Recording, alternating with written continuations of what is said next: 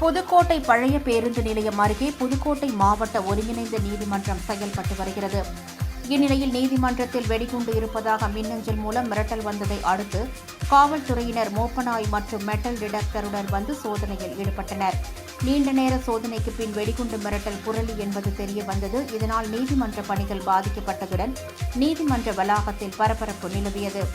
மயிலாடுதுறையில் உள்ள ஒருங்கிணைந்த நீதிமன்ற வளாகத்தில் மாவட்ட அமர்வு நீதிமன்றங்கள், மாவட்ட உரிமையியல் நீதிமன்றங்கள் செயல்பட்டு வருகின்றன. இந்நிலையில் நீதிமன்றத்தில் வெடிகுண்டு இருப்பதாக முதன்மை அமர்வு நீதிபதி சத்தியமூர்த்திக்கு மின்னஞ்சல் வந்துள்ளது. தகவல் கிடைத்ததும் விரைந்து வந்த காவல்துறையினர் நீதிபதிகள் மற்றும் ஊழியர்களை வெளியேற்றிவிட்டு நீதிமன்றத்தின் அனைத்து பகுதிகளிலும் மெட்டல் டிடெக்டர் மூலம் சோதனை செய்தனர். இதில் மர்மப் பொருட்கள் எதுவும் சிக்காததை அடுத்து வெடிகுண்டு மிரட்டல் புரளி என்பது தெரியவந்தது. இதனால் நீதிமன்ற பணிகள் பாதிக்கப்பட்டன.